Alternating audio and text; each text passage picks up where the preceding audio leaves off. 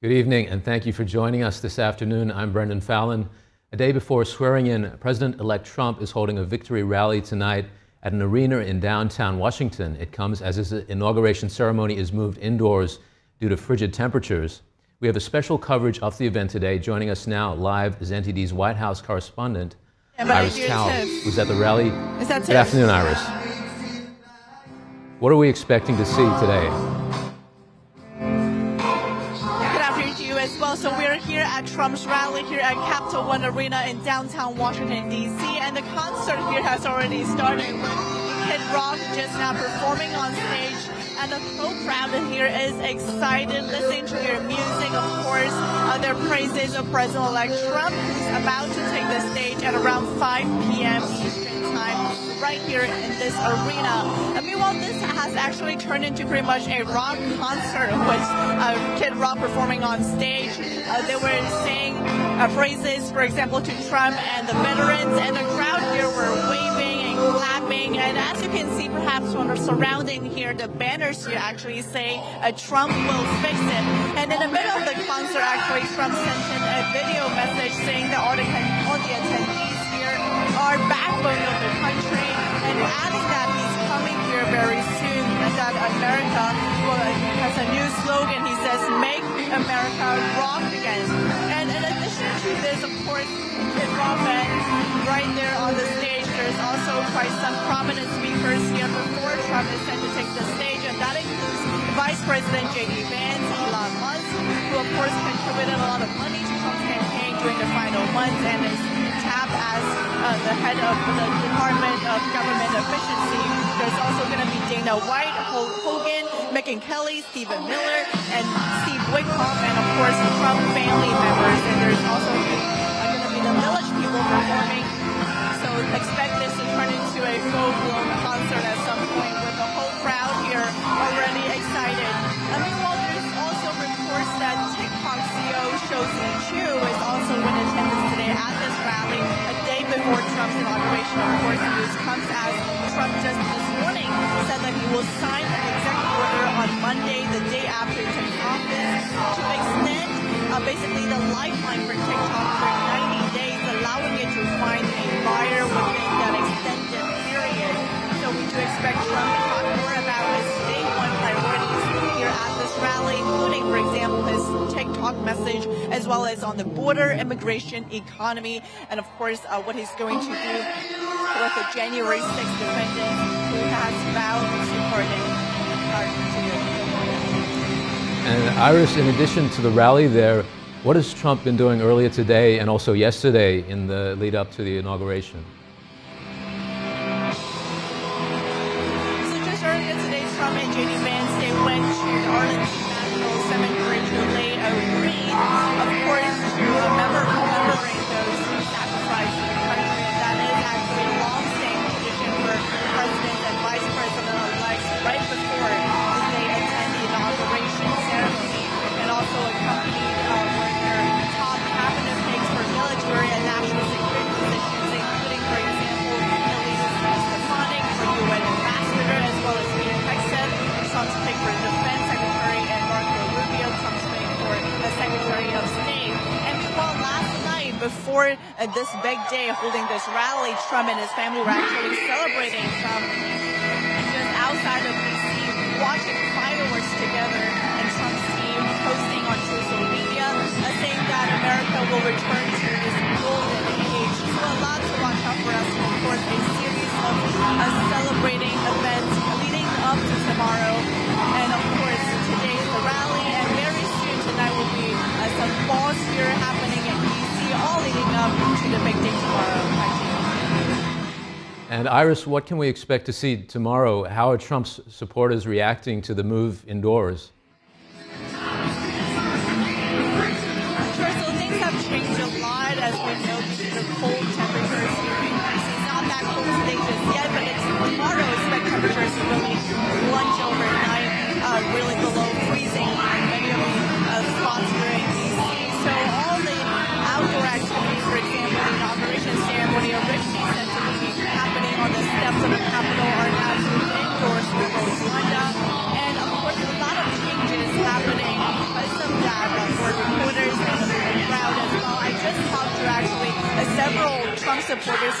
rally who were going to attend that inauguration ceremony tomorrow, preparing to raise that cold temperature. But then they told me that while they're disappointed that now they won't get to see Trump getting sworn in person, they are glad that it would potentially add to the security aspect for Trump, especially after two assassination attempts. Remember, we were there at the Butler rally. We were reporting on the second assassination attempt as well from Florida, and security measures have gotten a lot more tighter after the two attempts, and putting events indoors actually allowed the Secret Service to control whoever gets in and what they get to bring in. So moving the events indoor actually would also help Trump potentially stay safe on the day that he's set to become the 47th president of the United States. While also got news just now that the U.S. military flyover at Trump inauguration is canceled. So before it was announced that the military would fly over the National Mall on Monday, but half an hour later, the news is that has now been canceled. There's no exact reason to that why it's canceled just yet, but security is going to be very heavy tomorrow in D.C. both on the ground, of course, expect helicopters and potentially drones in the sky to monitor the whole situation on the ground as Trump's motorcade goes from the White House to the Capitol and back from the Capitol to the White House. Back to you. Thank you, Iris. We'll cross back to you again soon for more updates. President-elect Donald Trump is scheduled to speak at 5 o'clock this afternoon, and Vice President-elect J.D. Vance will speak before him at around 4:30. Let's watch the rally in the arena now.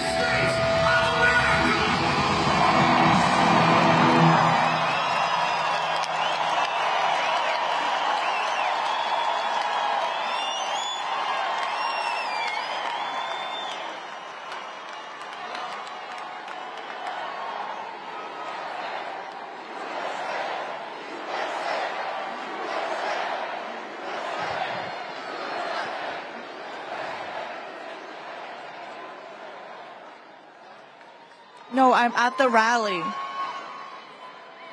What do you mean?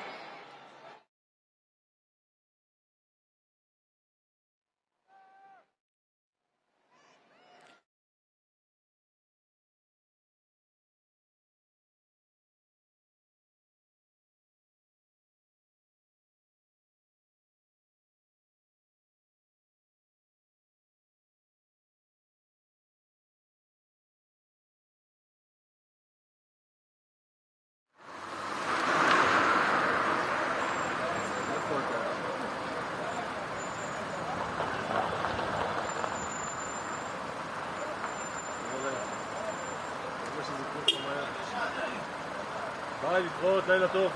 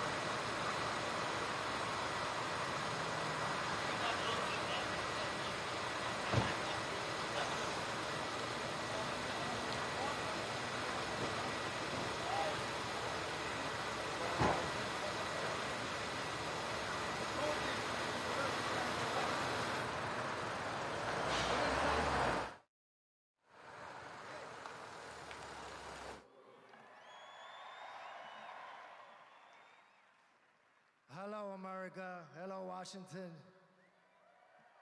So you're probably wondering what these two Puerto Rican artists are doing here. Well, it all started in Georgetown, Pennsylvania. You know, first-time voters, so I'm glad I give that vote to Mr. Trump, and me and Anuel AA are here supporting. Que viva Puerto Rico, and let's make America great again! Congratulations, President Trump.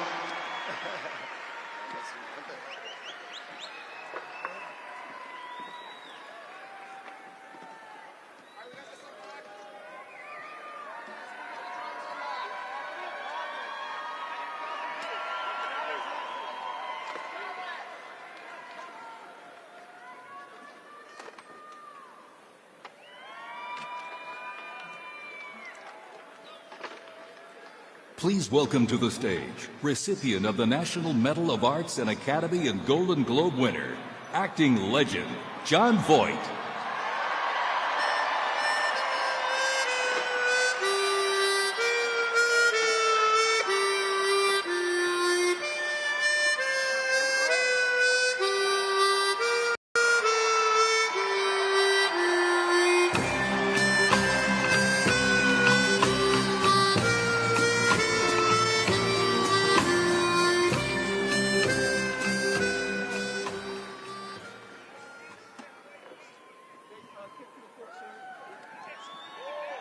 Hi, everybody.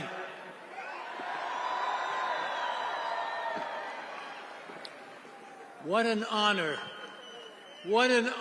it is for me to be up here in front of you great men and women who've all come here to celebrate the greatest win of all time.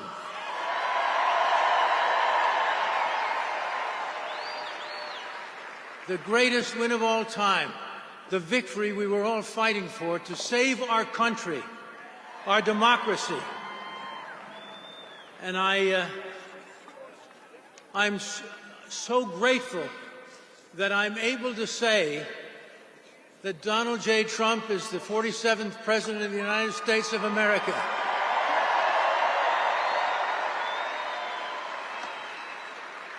And now he will make America thrive again. He will make America great again, safe again. And we, the people, will honor our flag again. The red, white, and the blue, and for which it stands, one nation under God, with liberty and justice for all.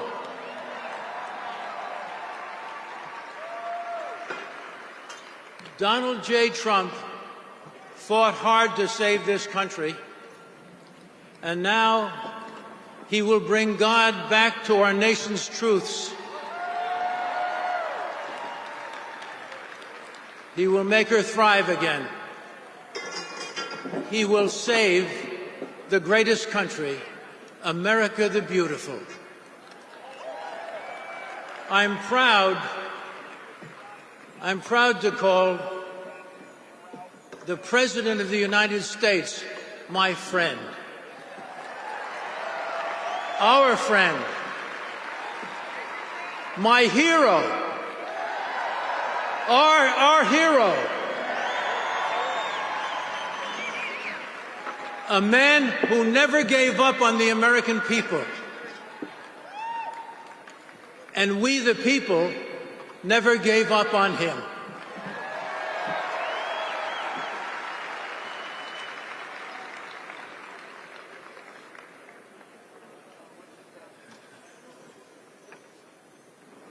God bless Donald Trump.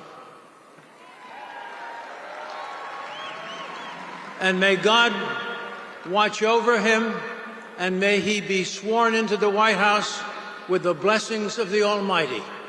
God bless. God bless, everybody. It's great to be with you.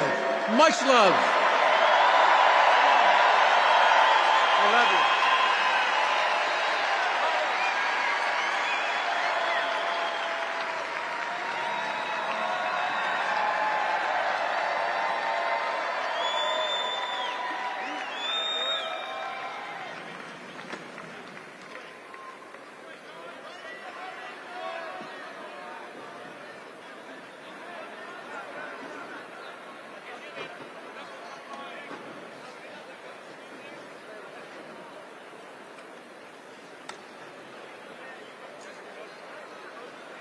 Please welcome to the stage Senior Advisor to President Donald J. Trump, Stephen Miller.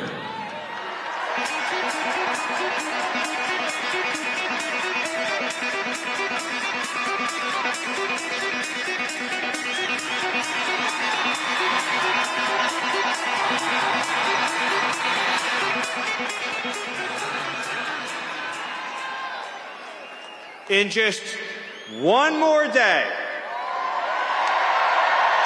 just one more day, it's goodbye Joe Biden, goodbye Kamala Harris, goodbye Democrats, and hello to the golden age of America, and welcome back Donald J. Trump.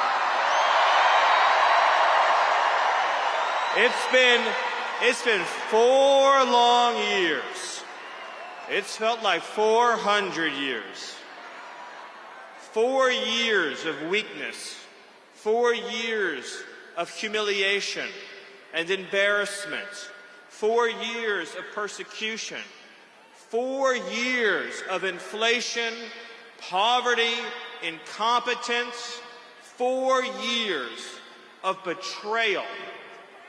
4 years of wide open, undefended, unprotected open borders. But tomorrow, at 12 p.m., that's all going to end. Because after 4 years of fighting, after 4 years of struggle, after 4 years of pain, and yes, suffering, after 4 years of trials, we are now at the dawn of our greatest victory. And each and every one of you shares in this victory. Your hopes, your dreams, your sweat, your sacrifice, your devotion, and those of millions of patriots around this country has delivered America to this moment where we can proudly say that the 47th President of the United States is Donald J. Trump. And the Vice President of the United States is J.D. Vance.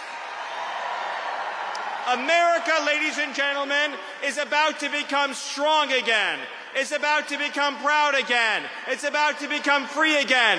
And it's about to be a country that is respected by every other nation around the world. They're not going to kick us around. They're not going to abuse us. They're not going to exploit us, because they know if you mess with America, then you're going to have to deal with President Donald Trump. And Donald Trump will never apologize for this country. Donald Trump will never, ever, ever allow other countries to dictate to us, to tell us how to run our economy, to tell us how to police our borders. Because Donald Trump believes in two simple but powerful words, and those words are America first. Let me remind you of all that transpired to arrive us at this moment. The Democrat Party and the radical left did everything in their power to try to put President Trump in jail.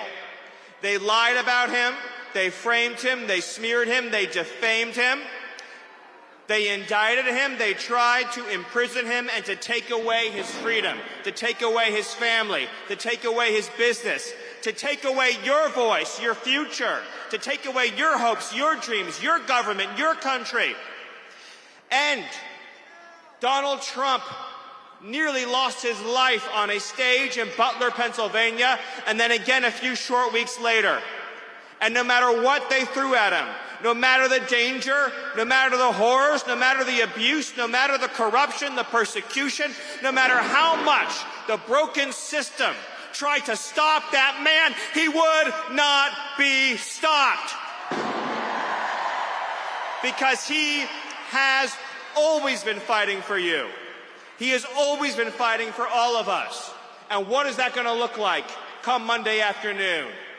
It's going to mean an executive order ending the border invasion, sending the illegals home, and taking America back. It's going to mean the eradication of the criminal cartels and the foreign gangs who are preying on our people. And it's going to mean justice for every American citizen who has lost a loved one to an illegal alien. It's going to mean justice for Laken Riley. It's going to mean justice for Jocelyn Nungaray. It's going to mean justice for every precious soul stolen from us by Joe Biden's open border. Accountability is coming. Justice is coming. The whole federal bureaucracy is about to learn that they don't work for themselves, they work for you, they work for President Trump, and they work for the American people. We are about to get our country back and our democracy back. And we are about to have a government at every level that is fighting for you, your family, and your future, lowering the cost of living, lowering the cost of health care, defeating inflation, getting criminal thugs off our streets and behind bars so that our kids can live in safety. We're not going to walk over piles of needles to take our kids to the park. And we're not going to let the radical left indoctrinate our children into believing there's 435 genders. Because President Trump knows there are men and there are women. And it is not up to you whether you're a man or a woman. That's a decision that's made by God, and it can't be changed.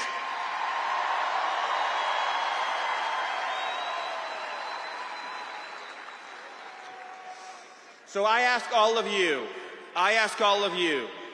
to embrace this moment for all it represents and everything it means. It's about the triumph of the everyday citizen over a corrupt and broken system. Over the last not just 4 but 8 years, the MAGA movement has been fighting against every single force that has been decaying, destroying, and decimating our society. It's been fighting the corrupt special interests, the corrupt foreign governments, the weaponized bureaucracy at the FBI and the DOJ and the intelligence community, and it's been fighting a political class that cares only for itself. And they were so sure they were going to beat us. They were so sure they were going to stop Donald Trump. They were so sure that they were going to crush this movement out of existence.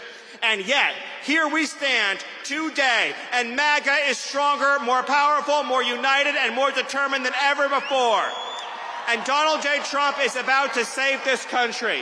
And we are about to live in a land where once again, the dreams of America's sons, the dreams of America's daughters, the dreams of America's moms and dads are the dreams that will power and propel this country, this government, and this future. So I want each and every one of you, and I want your families, and I want your children to take this opportunity to feel the pride and the joy and the exuberance in knowing that the American people won. We still control this country. We still control this future. We still control this government. And we are about to inaugurate as the 47th president our champion, Donald J. Trump. Thank you. God bless you, and God bless America.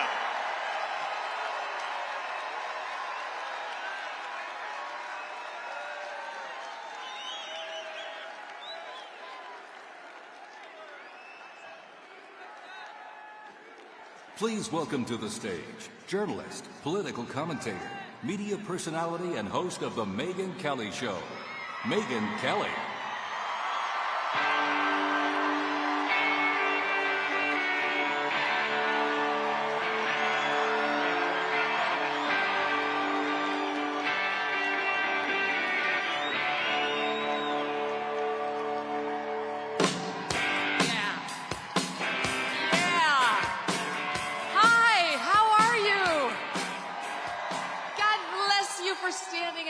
In that weather and all these hours to get in here today. As Stephen Miller said, we have 20 hours until our long national nightmare is over. We're almost there. By the way, Stephen Miller, if you like what Trump did at the border, you have that guy to thank in large part. That's the guy. He's the magic behind the man. And he's back, thank God. Him and Tom Homan together. The goodness, Scott Pressler, good to see you. The goodness that is about to rain down on us after Trump is inaugurated tomorrow is already starting, and I've got to tell you, I am so pumped up about it. Things are already happening in anticipation of Trump being sworn in, like Facebook and McDonald's getting rid of their DEI programs. Good for you, McDonald's workers. Looking at you, Kamala Harris. Really? No, not really. Wasn't true. You got universities from University of Michigan to North Carolina to all the public universities in Iowa, all the public universities in Texas getting rid of DEI. You have got, yes, you've got a bill that passed the House this week, the Protection of Women and Girls in Sports Act. Yes. Now, it passed once before, but this time we control the Senate. We have a much better shot. Still have to get 60 votes to get a vote. We're looking good. You've got a judge who struck down Joe Biden's disgusting changes to Title IX, which has been stopped in its tracks, and it will be killed entirely, those changes, as soon as Trump gets in there. Have no doubt whatsoever. Good things are happening all around the country. Pete Hegseth was testifying this week that military recruiting is already going up in anticipation of their new commander-in-chief. The deal in Gaza, right before Trump takes office, as he said, if it's not done by the time I get there, all hell is going to break loose. The goodness just keeps on coming. I woke up this morning, I was 2 inches taller, a pound thinner, and I had skin like Jennifer Lopez. That last one's not true. Okay, speaking of J-Lo, how happy are you that her candidate lost? It's so delightful. These Hollywood celebrities who get up there and try to tell us how to vote, really? I mean, like those celebrities who know nothing about anything. All J-Lo knows about what to do is to ruin marriages. She's an expert at that. Why does she have to try to ruin the country too? So goodbye, J-Lo. Didn't work out for you. Goodbye, Meryl Streep, who showed up at that Oprah event saying, "Oh, Madam President," to Kamala Harris. Madam President. How'd that work out? About as well as her comment that Harvey Weinstein was God. And maybe we should stop listening to her. Maybe we shouldn't be going to her for our political advice. And then you had Oprah herself. Oprah, she'll interview you if you pay her $1 million too. Yeah, so low fee of $1 million to sit down with Oprah Winfrey, apparently. That's what the Harris campaign paid her production company, she says. And for that, you know what you get? You get Oprah yelling at you. Kamala Harris! Why are you doing that? So calm down, madam. Didn't work out for her either. But of course, the fakest person involved on that side of the aisle was the woman at the top, Kamala Harris herself. Thank you, who pretended that she wasn't the border czar, who pretended that she was middle class, who pretended that she was smart. And the American people did not buy it. Every time you turned around, this woman was doing something faker than the last, right? Her fake Jamaican accent, her fake Eastern European accent, her fake Spanish accent. It was like spending a day at Joe Biden's southern border. Non-stop, right? We gonna win. It's not how it went, right? But my favorite was the preacher accent. Joy cometh in the morning. She wasn't wrong about that. It came at about 1:22 a.m. on election night when the election was called for Donald J. Trump. I felt it. I've been thinking so much about Trump, especially today and this week. I know you have too. Praying for him, praying for his family, thankful to them. I mean, think about it. I interviewed Trump about a year plus ago and asked him, why are you doing this? You could be in Scotland, you could be at your golf courses. It's because he loves the country. And he wasn't done yet. And we're not done with him. So God bless him and the family for making this sacrifice and doing public service. Same with J.D. Vance and the cabinet members, all of whom need our prayers and support. But I'm also thinking of all of you. I'm thinking about you. I'm thinking about Americans who got us here. Because the things that Trump is accomplishing already, some of the things I mentioned in anticipation of him taking office, that ball got rolling, yes, with Trump, but also with regular American people who stood up here, there, and everywhere to make a difference in their own communities. I'm thinking about people like Jody Shaw. You probably don't know that name. But Jody Shaw was an administrative worker at Smith College. She didn't make a lot of money, single mom, 2 kids. And in late 2020, early 2021, she had it with the DEI nonsense at Smith. So she made a Facebook video and she posted it. And little Jody Smith, who is sweet and quiet and not one to shake the tree, said, I don't want to be forced to talk about my race at work anymore. I don't want to be told that I have implicit bias because I'm white. I don't want to have to enforce segregated dorms. Please stop making me do this. And Smith unleashed holy hell on her. Smith, this super tolerant college, okay, made it, she alleged later, untenable for her to stay. She got forced out of her job. And I'm honestly not sure whether Jody's fully recovered. So she got hurt. And she got hurt for all of you and for us and for the rest who are at Smith. She's a hero. Jody Smith is a genuine hero for doing this. But it wasn't just Jody.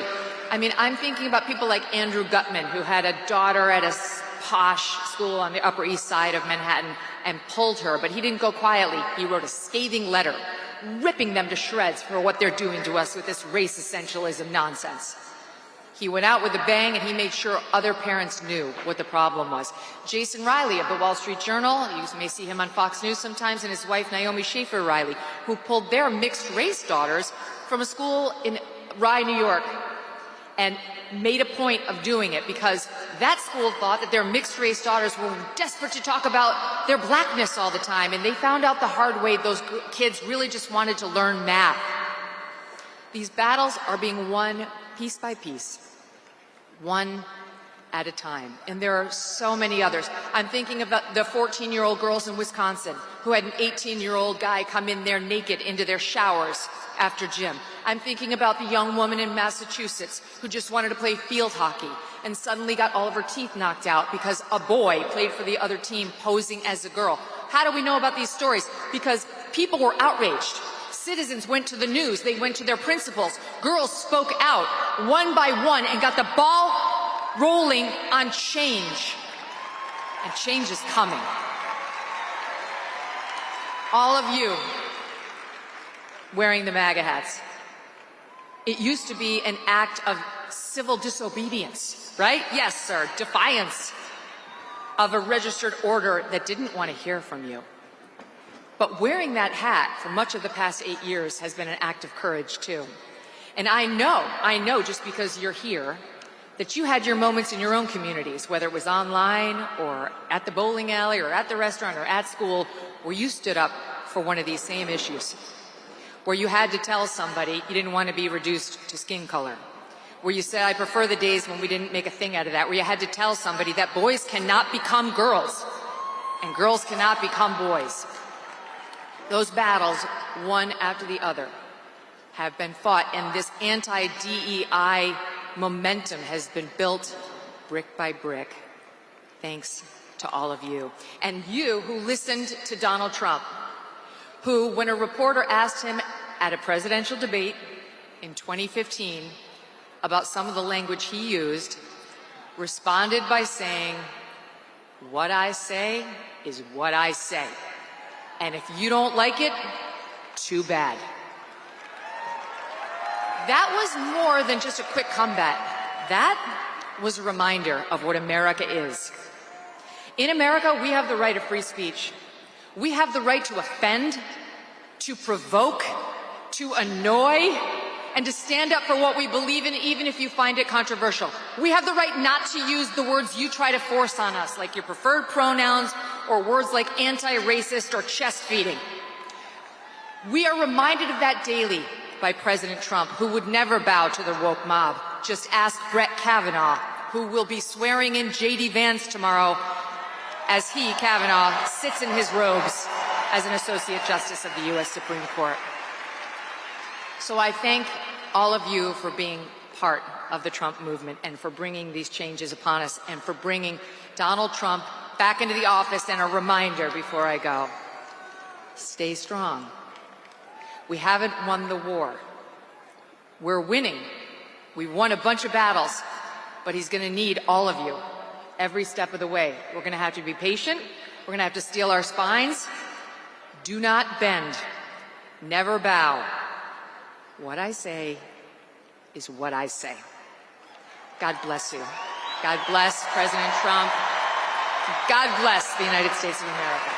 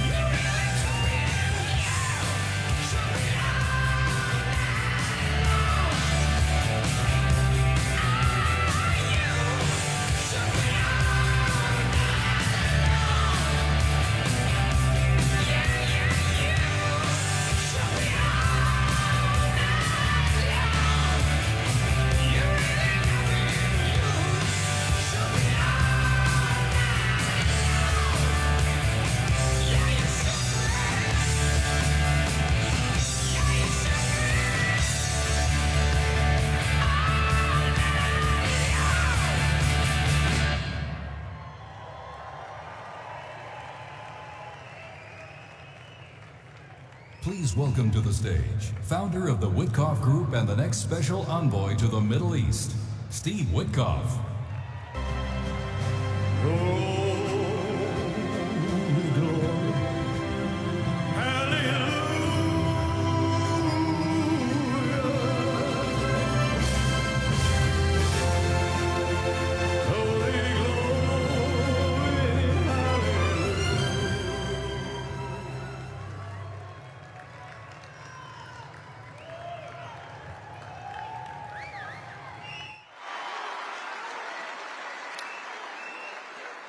We had a great team, but it doesn't happen without Donald J. Trump.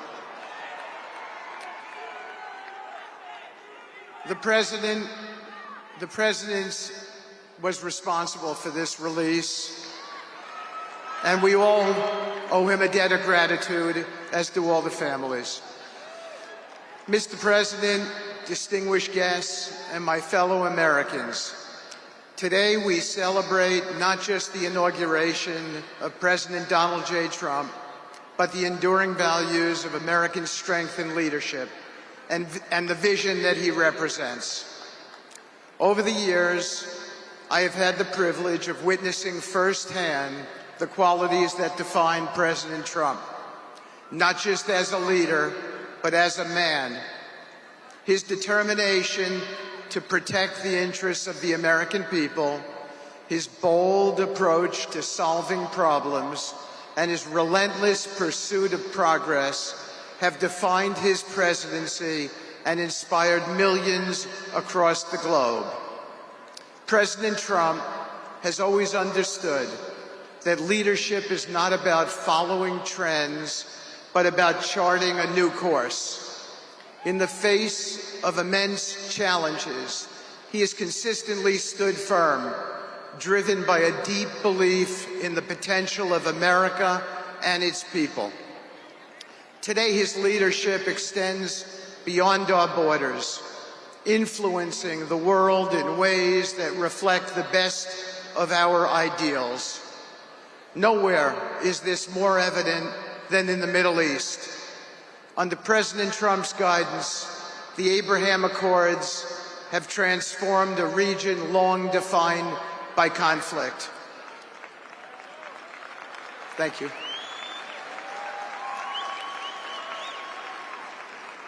These historic agreements have brought together nations that once stood divided, fostering cooperation, trade, and understanding. The Accords are a testament to the President's belief that peace is achievable when we approach challenges with strength, clarity, and a shared vision for the future. As the special envoy to the Middle East, it is my honor to carry forward this mission on behalf of the President. Thank you. The work we do in this region is not just about diplomacy. It is about creating a legacy of hope, stability, and opportunity. The Middle East is home to extraordinary potential, and through President Trump's leadership, we are unlocking that potential in ways that benefit the region and the entire world. President Trump's achievements are not just a reflection of his policies, but of his core principles. He has always stood for religious freedom, human dignity, and the belief that every individual deserves the chance to succeed. His efforts have strengthened alliances, encouraged economic growth, and ensured that America remains a trusted partner on the global stage. Mr. President, your vision for the Middle East is a reminder that true leadership is about results. You have shown that even in the face of skepticism, progress is possible when we approach challenges with boldness and resolve. The Abraham Accords are not just agreements. They are a blueprint for a future where peace is not the exception, but is the expectation. As we look ahead, the challenges remain significant, but so do the opportunities. Under your leadership, Mr. President, we will continue to expand the circle of peace, strengthen partnerships, and promote prosperity across the world. This is a cause worthy of our efforts, and I am deeply honored to play a role in advancing your vision. I am reminded of the words of Abraham Lincoln, who said, "I am a firm believer in the people. If given the truth, they can be depended upon to meet any national crisis. The great point is to bring them the real facts." Mr. President, you have always trusted the American people with the truth, even when it has been difficult. And you have reminded us all that through honesty, strength, and determination, no challenge is too great. Today we begin a new chapter under your leadership. It is a chapter defined by hope and unity and the belief that America's best days are still ahead. Together we will continue to build on the foundations you have laid, ensuring that your vision for a stronger, safer, and more prosperous world becomes a reality. May God bless you, Mr. President. May God bless the United States of America, and may He guide us all in the pursuit of peace and progress. Thank you. Thank you.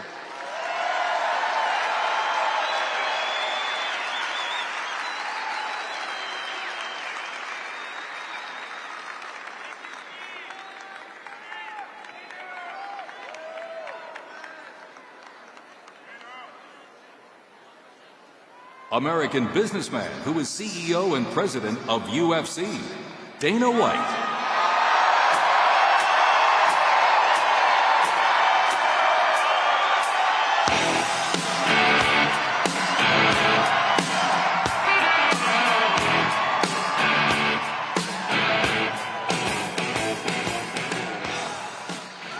Ladies and gentlemen, good afternoon. I am honored to be here to celebrate President Trump's historic victory. He didn't just win this election, he won it in dominant fashion. With record numbers of Americans from all walks of life. Not only did he win the Electoral College by 86 points, but President Trump was the first Republican candidate in 20 years to win the popular vote. He also made major gains among traditionally Democrat voters by increasing his support with Latin, Asian American, Black, and young voters. So what does that tell us? Democracy is alive and well in this country. And the people have spoke loud and clear. America wants President Trump back in the White House. Think about this. Winning this election after everything that's happened over the last few years is an amazing achievement and an incredible comeback story. Think of all the things President Trump had to go through to get back here. All the powerful forces that tried to take him down.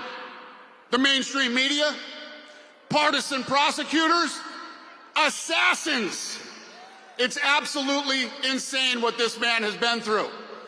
And only President Trump could have fought through all those obstacles, all the attacks, and still come out the winner. But you know what? That's just what he is. This guy is a winner. And I say this all the time.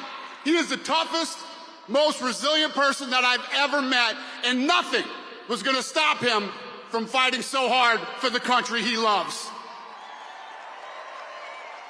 He embodies what being an American is all about. We are the toughest, most resilient people on earth. And nothing can stop us when we unite. To all those Americans who didn't vote for President Trump, and all they know about him is what they hear from the mainstream media, I just want to let you know He has been an incredibly loyal friend to me for over 2 decades, and not once has he ever asked me for anything in return. And he's proven again and again how tough he is, but he's also a man who truly cares about people. Everything great that has ever happened to me in my career, he's been the first one to reach out and congratulate me. And more importantly, in the hard times, he's been the first one to reach out and let me know if there's anything I need. And all this during a time when he had a laundry list of his own problems he was dealing with. He is the best human being that I have ever known. So America, it's time for us all to put our differences aside, and we can't do that if we continue to focus on all the issues that divide us instead of all the issues that unite us. The fate of this country is tied to the fate of the president. So if you love America, you should want America's president to be successful. If he strengthens our economy, resolves conflict around the world, and makes our streets safe again, we all win.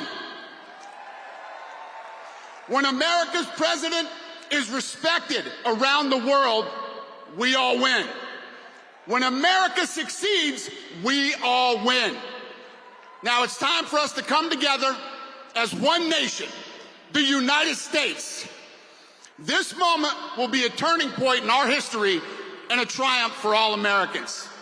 Tomorrow, when Donald J. Trump is sworn in as the 47th President of the United States, the great comeback story begins and our country starts winning again. Thank you, America!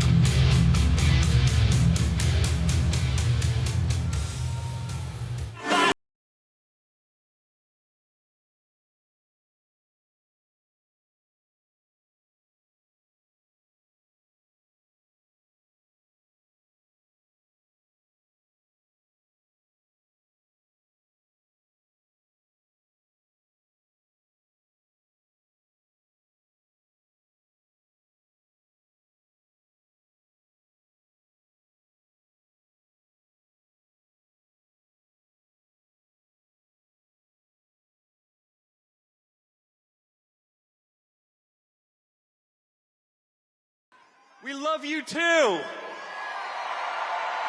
We love you, America. We love you, Washington, D.C. So we have two little monsters here that want to do something very special. They want to do the Pledge of Allegiance, which they do every single night.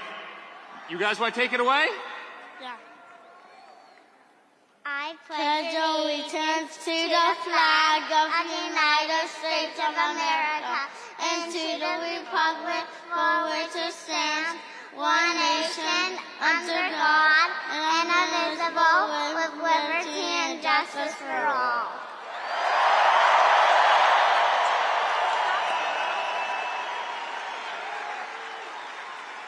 That's real America, ladies and gentlemen. That's America. That's what we love about this country. And guys, we as a family love you so much. This is the greatest political movement ever created. And you know what, guys? They tried to stop him. They tried to indict him. They tried to take him down. They raided his home. They went after his children. They tried to bankrupt him. They tried to imprison him. They did everything they could to stop this movement, and they failed. And here we are in Washington, D.C. on this beautiful day, and Donald J. Trump is about to take back the White House.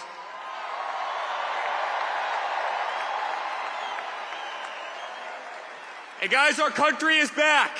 Our country will be respected again. We as Americans will be proud again. America will be feared again. We are going to have the greatest nation on earth. The nonsense ends. The bullshit ends right now. We love you. We love you. We love you. Thank you for having me be such a big part of this journey. I'll truly never ever forget it. Thank you guys. We love you.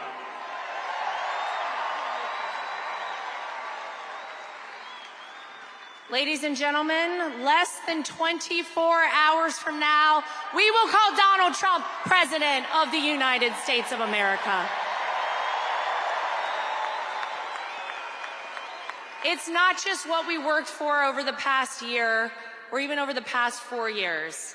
It started the second a bold, brash businessman from New York City came down the golden escalator in Trump Tower 9.5 years ago, and people said it was impossible. And yet that man is the one who will save not just our country, but will save the entire world.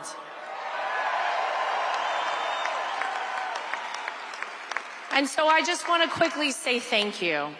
Thank you guys for continuing, despite all you heard out there, to believe in Donald Trump, to stand by our family throughout this fight. Thank you for trusting me to be your co-chair of the Republican National Committee. I hope I did you proud. I made promises all over this country when I went and spoke, and I said, you're not going to cheat in this election. And they got upset when I said something around the lines of, if you are a person who wants to cheat in our election, we will find you, we will track you down, and we will prosecute you to the full extent of the law. So I said it louder next time. And this was a free, fair, and transparent election. And if there's one thing I am proud of, it's that we restored the American people's faith in our electoral system this election in 2024. We didn't do it alone. I see someone directly in front of me, Scott Pressler, who helped on that front as well. We love you, Scott. But thank you, guys. This has been the honor of all of our lifetimes, to be here and fight alongside of all of you to save this country. The dawn of the golden era of America is tomorrow, right here, starting in Washington, D.C. God bless you guys. We love you. And we are almost there, folks. Thank you, guys. Hello, America! I have to ask, has anyone ever been this excited for Monday morning to roll around? It's like Christmas, Easter, Hanukkah, Kwanzaa, my birthday, all wrapped up into one special day where we can take back our country once and for all. But guys, we could not have done this without all of you. Those who stood steadfast and loyal, who wanted to fight for that next generation, to fight for the incredible aspects of this country that have been squandered, that have been crapped on, that have gone by the wayside. No more. That ends tomorrow at noon.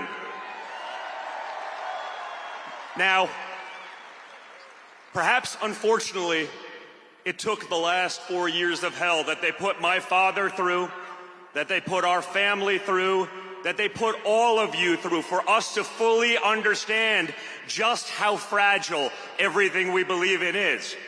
But I truly believe the opportunity we have now to start anew, not to keep the old administration from 16 to 20, the bad actors and the can kickers and those who are just trying to wait it out till we get back to normal. But now, with the knowledge of that 4 years, in conjunction with the knowledge of the last 4 years, we can truly make a difference forever. When you look at this cabinet, when you look at the fighters, you see people who truly all believe in the America First movement, and that's what this is about. Putting America first, putting our families first, putting the Constitution first, and putting our children first. So with that, I have to introduce a young lady, my oldest daughter, Kai. Pretty good, Kai, I don't know. With that kind of applause in the Trump family, it creates some problems. But she was with me. She was with me when we found out about my father, her grandfather, and best golfing buddy was shot. And she called me the next morning and said, "Dad, I must speak at the RNC this week. I don't care." And I said to her, "Are you sure you want, your first speech ever, you wanted to be in front of 50,000 people and tens of millions on TV?" And she goes, "I don't care." So I called my dad. I said, "Listen, she wants to do this." And he goes, "Whoa, that's a big one." And he just said, "You know what? That kid is an absolute winner. Let her do it." And that, again, is the fight that we all need in our country. That's what we want for all of our children. So with that, my daughter, Kai. Hi, everyone. Thank you all for the support for the past decade, and we're looking forward to the next 4 years, and God bless America. Thank you. Thank you, guys. You are the best. No one will fight harder than my father for all of you. There is no more resilient man in the world than Donald Trump. Every time they tried to take him out, every time they said he was finished and we're moving on, he came back bigger, better, stronger than ever before. And this next 4 years, with this incredible team that we've assembled, is going to be the pièce de résistance. This is going to be it. We're going to win for all of you. So thank you, and God bless.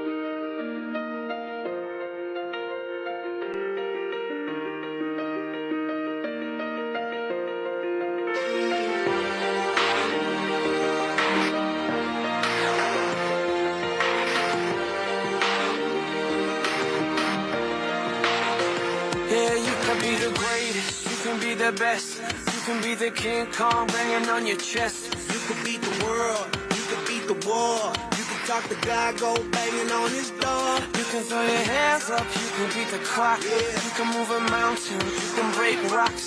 You could be a master, don't wait for luck. Dedicate yourself and you gon' find yourself standing in the Hall of Fame. Yeah. And the world's gonna know your name. Yeah. 'Cause you burn with the cross flame. Yeah. And the world's gonna know your name. Yeah. And you'll be on the walls of the Hall of Fame. You can go the distance, you can run the mile. You can walk straight through hell with a smile. You could be the hero, you could get the gold.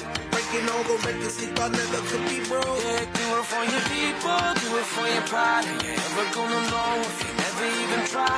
Do it for your country, do it for your name. 'Cause there's gonna be a day when you're standing in the Hall of Fame.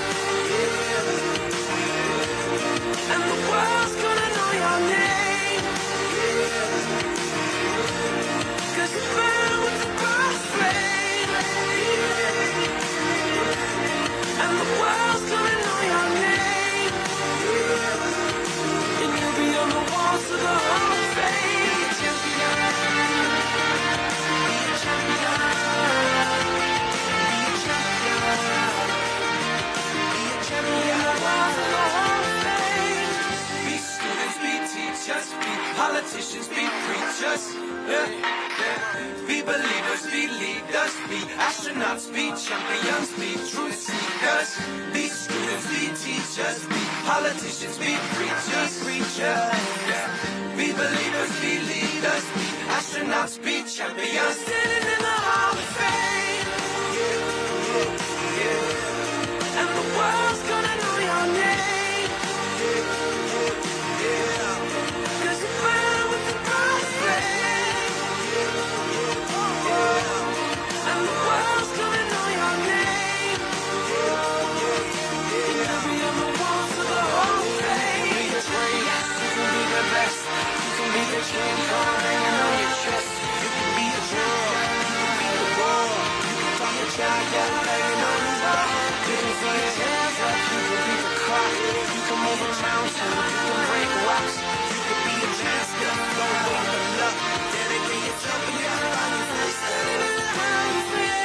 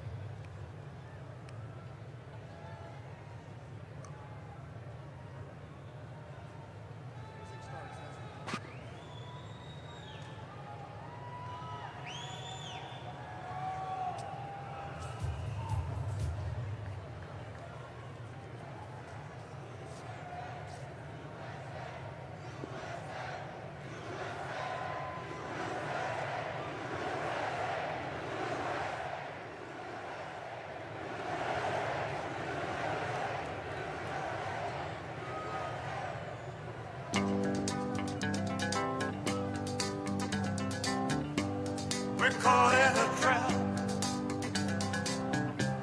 I can't walk out because I love you too much, baby.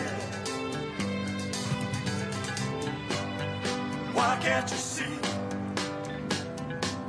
what you're doing to me? When you don't believe a word I say.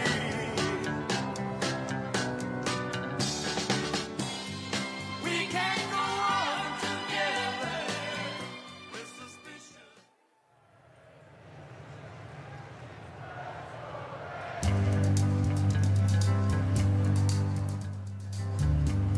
We're caught in a trap. I can't walk out because I love you too much, baby. Why can't you see what you're doing to me? When you don't believe a word I say.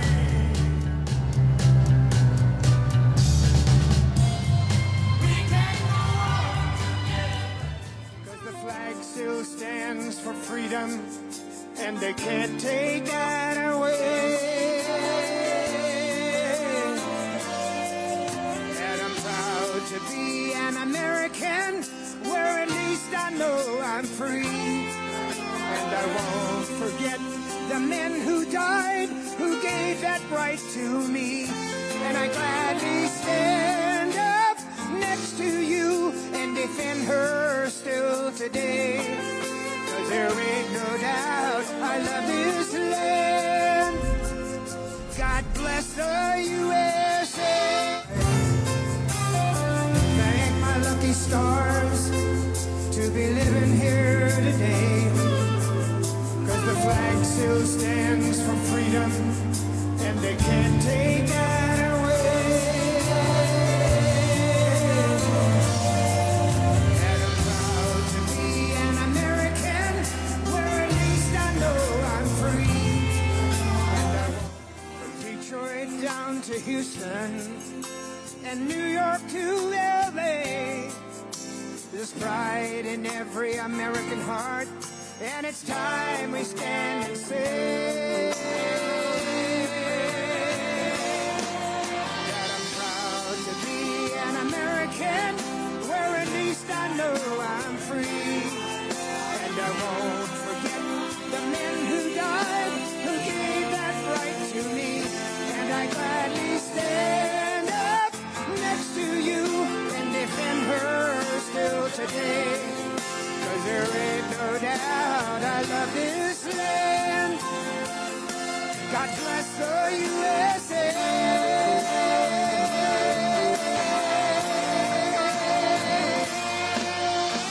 And I'm proud to be an American, where at least I know I'm free. And I won't forget the men who died, who gave that right to me. And I gladly stand up next to you and defend her still today. 'Cause there ain't no doubt I love this land. God bless the USA.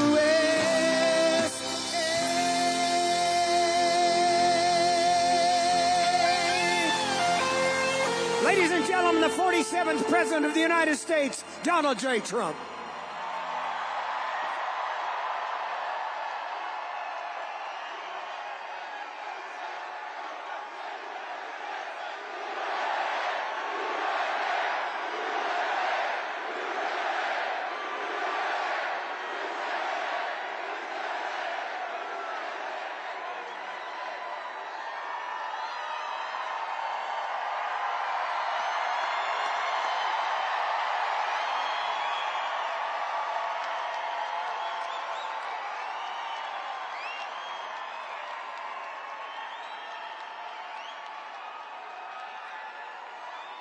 Well, thank you very much. Thank you. Thank you very much. We won. We won.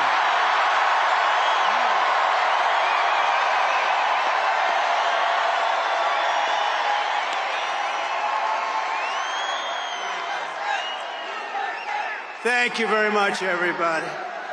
What a good feeling. We like winning, don't we, huh? We're going to make our country greater than ever before. Hello, Washington, and hello, America. We're all over America.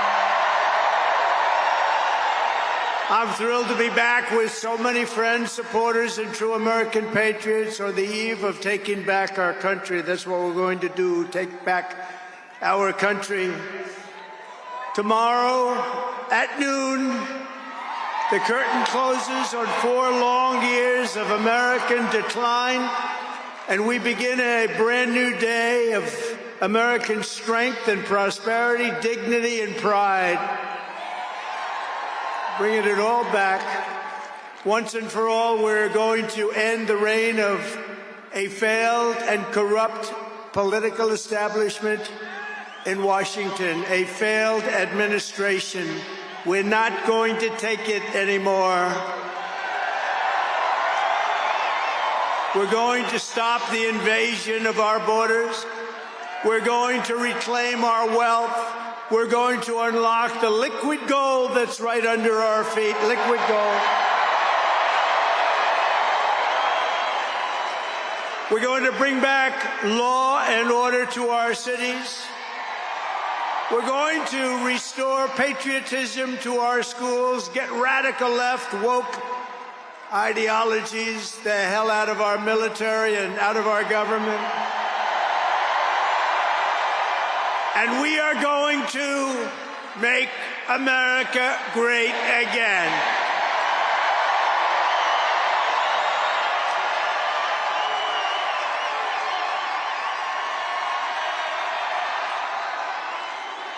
I want to thank the tens of thousands of incredible men and women who have come from all over the nation to take part in this very special moment. And I just heard in watching some of the coverage that there are rallies like this taking place all over the country. People are happy. People are happy. It's been a long time. None of this would have been possible without you and the millions of hardworking citizens who have joined our cause. You know, right over there, just noticed a group of beautiful ladies, beautiful women from North Carolina, right here too. I don't know how the hell they've been to 167 rallies. You believe it? You think their husbands are happy about that? I don't know. But they look beautiful. They're incredible people, and they love our country. Thank you very much. Then up here I see we have front row Joes all over the place. Uncle Sam, Mr. Wall. Oh boy. But we've been through so much together, and for the next 4 years, I will fight for you every single day. We're going to be fighting for you. This is the greatest political movement in American history.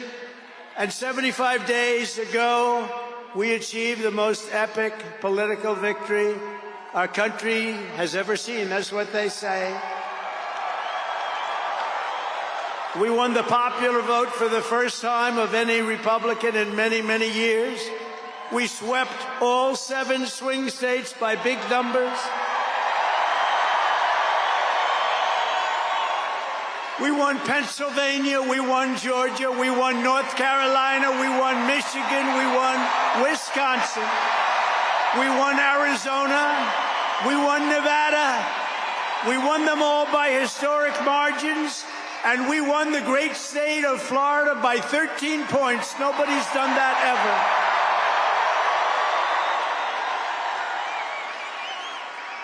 And a record that will never be broken. All 50 states shifted toward the Republican Party, the first time that that's ever happened. All 50 states. We won the largest number of African American voters in Republican Party history. We won more Hispanic American votes than any Republican has ever gotten before, by a lot. And we won Latino men and women, and on top of that, youth, men, women, urban, suburban, rural, and people from everywhere in between are joining us in record numbers. We've never had anything like this. Too big to rig, that's what I used to say. Too big to rig. We made it too big. Oh, and they tried. They tried. It was too big. Around 9:02, they just said, let's get the hell out of here. This isn't working. They were swamped, to put it nicely. We also took back the U.S. Senate. We had some great people running. And the House Republicans won their largest popular vote majority in presidential year since 1928. We had a lot of people voting. So the Senate, the House Republicans, we got all three of them. A little bit close on those two. Senate's in great shape. House Republicans, actually, they both have great leaders. They both have great people heading. John Thune is fantastic. And if you look at Mike Johnson, he's got a pretty tight majority, but actually it's very tight, but it's very good because we vote unified. We're really voting unified, and so it doesn't make much difference. In the election of 2024, which will be the most consequential election in American history, we not only won a mandate, but we built a new American majority that will lead our country to unparalleled success for generations to come. That's what we want to do. And someday in 30 years from now, 40 years from now, 50 years from now, some of these young people are going to say, I remember Donald Trump, he did a good job. He set us on his way. He told us, he gave us a path.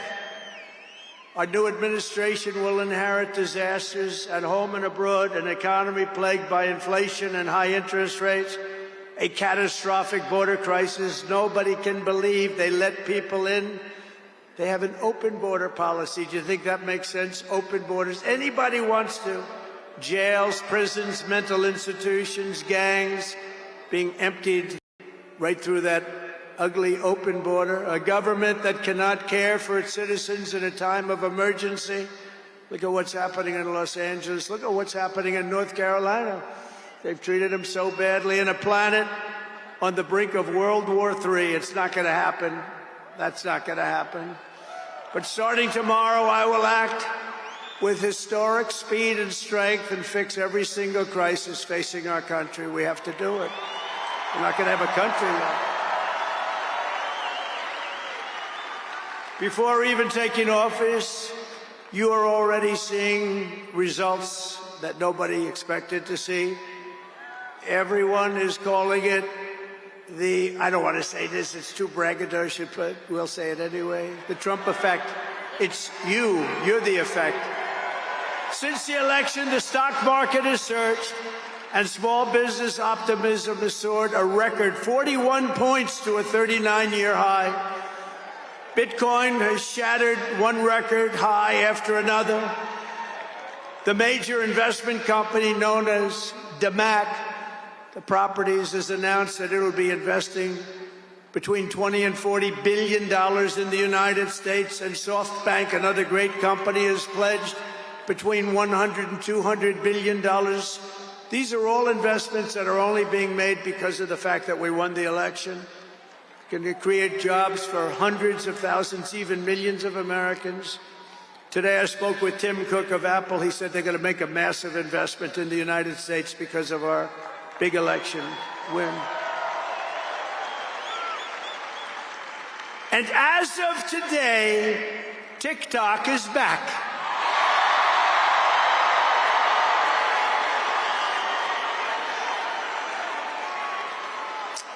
So, you know, I did a little TikTok thing. We have a guy, TikTok Jack. He's a young kid, like 21 years old.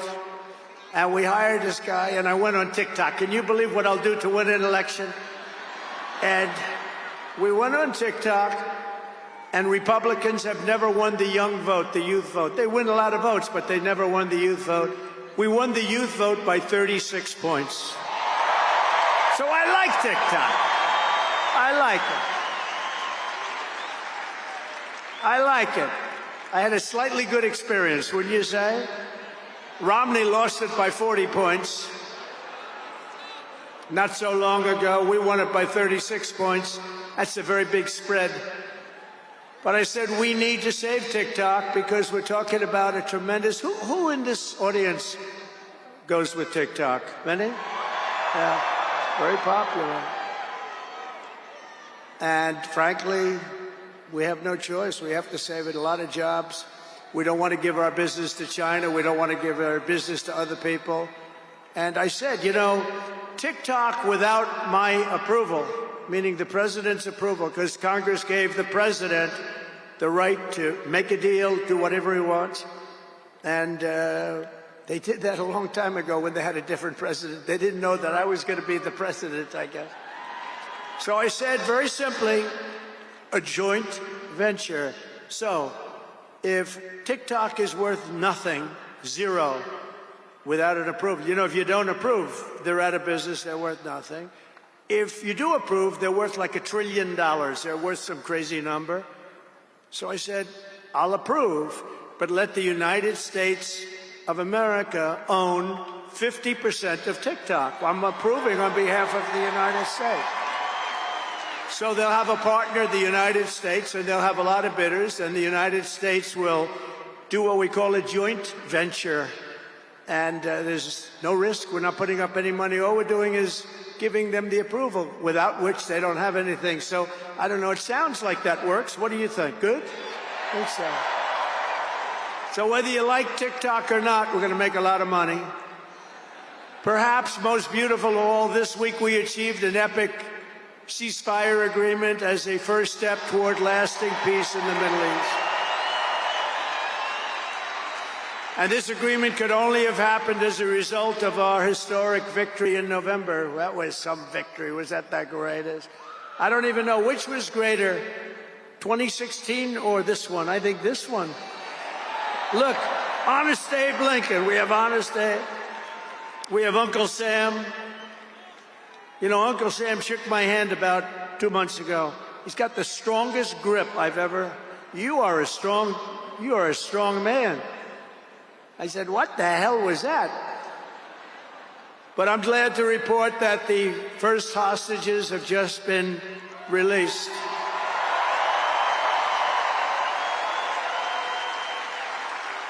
And who knows what's going to happen? I know that Biden is saying that they made the deal. Well, you know,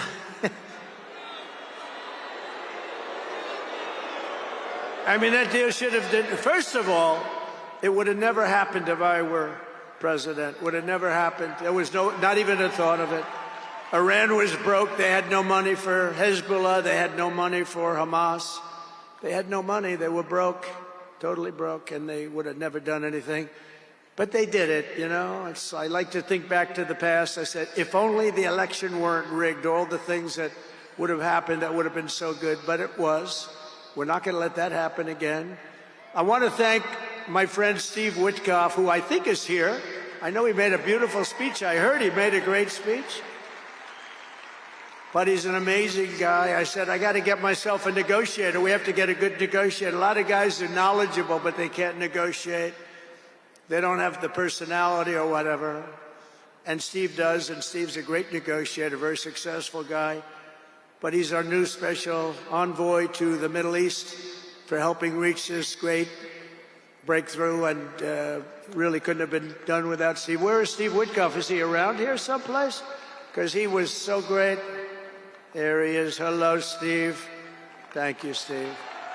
Thank you, Steve. What a job. Our incoming administration has achieved all of this in the Middle East in less than 3 months without being president. We've achieved more without being president than they've achieved in 4 years with being president. But just imagine all of the good things that we will accomplish together with 4 more years in the White House, and we're going to do a lot of things. You're going to see something tomorrow. You're going to see executive orders that are going to make you extremely happy. Lots of them. Lots of them. We have to set our country on the proper course. By the time the sun sets tomorrow evening, the invasion of our borders will have come to a halt, and all the illegal border trespassers will in some form or another be on their way back home. Think of it. We've allowed millions and millions of people into our country through open borders, no checks, no vetting, no anything. Millions and millions of people. And lots of those people are murderers. 52% of them killed more than one person. Other than that, they're quite fine. They're nice people. These are rough people. Remember, I used to say these people are rough. And they would say, no, no, these are illegal immigrants. They're very safe. I said, they're not safe. Look at what's happened with Venezuela, where they're sending these gangs in and they're taking over apartment complexes in Colorado and then cutting off the fingers of a man who had the nerve and desire to call the police. He said, you want to call the police? Bah, guess what? You have no fingers. These are rough people, and they're getting the hell out of our country. They're out. The border security measures I will outline in my inaugural address tomorrow will be the most aggressive, sweeping effort to restore our borders the world has ever seen. You know, we had the best, safest border in the history of our country. You remember that with the great chart that I put up. I don't even know if they have that chart now. Maybe they do. These guys are good. Maybe they do. Who the hell? I don't know. I didn't tell them I was going to do this. I didn't tell, but we have some very good people, but I didn't say. But we had a chart, and I looked to my right, and then they said, ooh, that hurt. What the hell was that? I still have that throbbing feeling in my ear. Oh, there it is. Look at it. These people are amazing. I didn't tell them I was doing that. That's fantastic. Yeah, it's all over the place. I love that. That is the most beautiful piece of paper I've ever seen in my life. But if you look at that chart and you look at the red arrow on the bottom, that's the single lowest we ever had in history, at least recorded history, of illegals pouring into our country. We had done a great job, and then they took over, and look what happened. It's like an Elon Musk rocket ship going up. That reminds me of Elon, his rocket ships. Look at that. Look at the difference. And it just continued and continued, and we're taking in people that shouldn't be here. They come in from prisons, from jails. They shouldn't be here. Mental institutions. I used to mention, and the press would always excoriate me, I'd say the late, great Hannibal Lecter came into our country today. Silence of the Lambs. Anybody see that movie? Lovely movie. And when people went to the voter booth, they said, we don't want Hannibal Lecter in our country. The press would say, why is he bringing up Hannibal Lecter? That was a fictitious character. Actually, they're not so fictitious. We have people in our country that are probably worse that we allowed in. But we will quickly reestablish control of our sovereign territory and borders. We will expel every single illegal alien, gang member, and migrant criminal operating on American soil, and remove the savage gang Tren de Aragua from the United States. Here's a little video for you to see about this gang. Go ahead. Open borders, deadly consequences. Border crisis. Record high crossings are putting a strain on cities across America. It is a full-blown invasion. Armed Venezuelan gang members storming an apartment complex in Aurora, Colorado. When people talk about lack of crime, this is what they're talking about. San Antonio, Texas, just one of the latest cities to have apartment complexes taken over by members of the Venezuelan gang. Biden and Harris had created a program to bring them in under humanitarian parole. I am in favor of saying that we're not going to treat people who are undocumented across the border as criminals. More than 13,000 illegal immigrants convicted of murder have been released into the United States. My 20-year-old daughter, Kayla Hamilton, was murdered in her own room. Kayla's murderer was apprehended by Border Patrol crossing illegally into the U.S. Kayla's murderer had been improperly released into the United States. Abolish ICE. Yeah, we need to probably think about starting from scratch. More than a dozen people suspected of being Tren de Aragua gang members right here in San Antonio. The gang members had been terrorizing the apartment complex. New details in the murder of Laken Riley. The illegal immigrant suspect, who cops say committed the heinous murder, is a Venezuelan national. And was paroled and released into the country by the Biden administration. If they'd all been properly vetted, that probably wouldn't have happened. 2 men investigators say are in the country illegally from Venezuela are charged with capital murder and the death of Jocelyn Nungaray. Martinez and Angel wrapped his arms around Jocelyn's neck, took off her pants, and climbed on top of her. Later, Murdered in her own room. Kayla's murderer was apprehended by Border Patrol crossing illegally into the U.S. Kayla's murderer had been improperly released into the United States. Abolish ICE. Yeah, we need to probably think about starting from scratch. More than a dozen people suspected of being Tren de Aragua gang members right here in San Antonio. The gang members had been terrorizing the apartment complex. New details in the murder of Laken Riley. The illegal immigrant suspect, who cops say committed the heinous murder, is a Venezuelan national. And was paroled and released into the country by the Biden administration. If they'd all been properly vetted, that probably wouldn't have happened. 2 men investigators say are in the country illegally from Venezuela are charged with capital murder and the death of Jocelyn Nungaray. Martinez and Angel wrapped his arms around Jocelyn's neck, took off her pants, and climbed on top of her. Later strangled Jocelyn to death and then tied up her hands and feet. Court documents suggest a group of men arrested for beating and robbing a Dallas woman last month are members of a Venezuelan street gang. The men threatened to cut off her fingers if she did not cooperate. Manuel Hernandez was booked by Colleyville police just 2 days earlier and released the day before the robbery. A Peruvian gang leader who is wanted for 23 murders, who was arrested by Border Patrol near Roma, Texas, then released into America. The only thing good about it is they make our criminals look like really nice people. These people are vicious people all over the world, not just South America, all over the world they come, from mental institutions and from jails and prisons.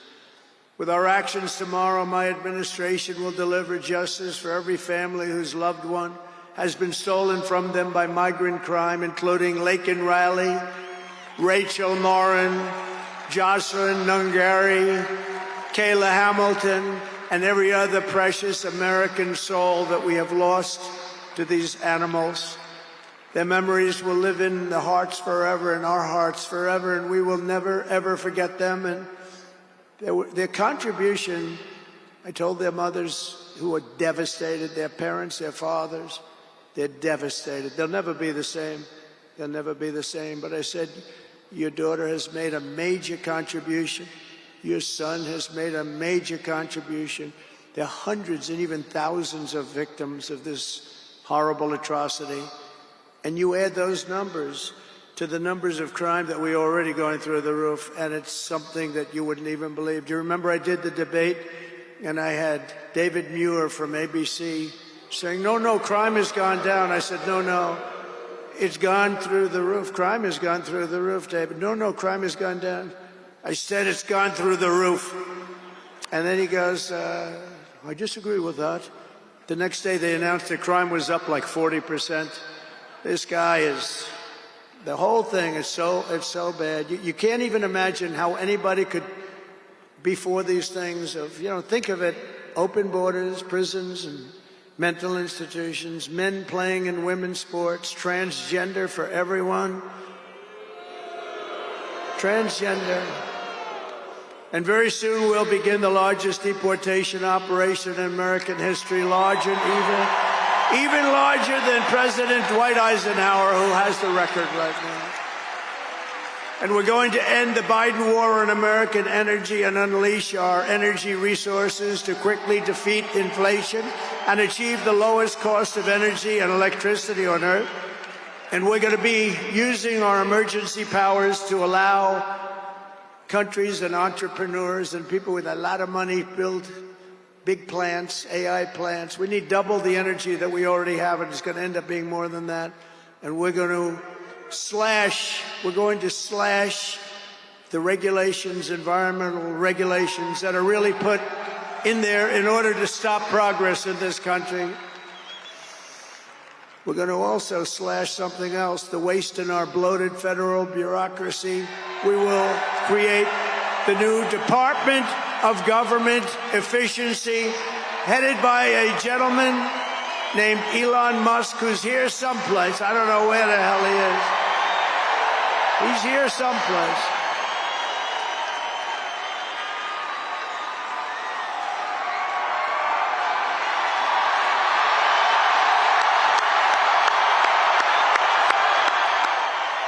Come here, Elon.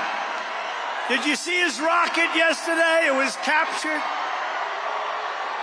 And X is with him. X. Come on, Elon, say a couple of words. Okay. Thank you, Mr. President. Sorry, little X just followed me on the stage here. He's a very enthusiastic supporter, as you can see. Woo! Yeah.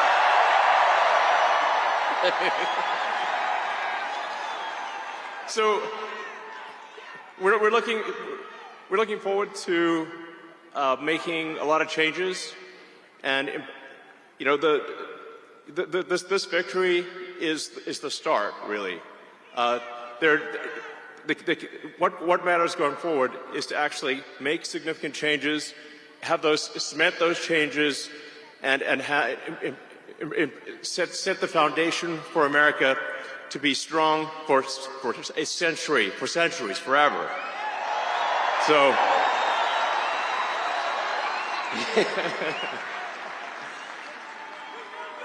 And make America great again. Yeah.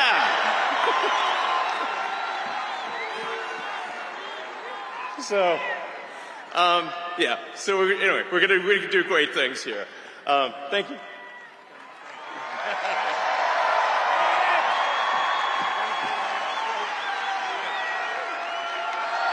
Thank you, Elon.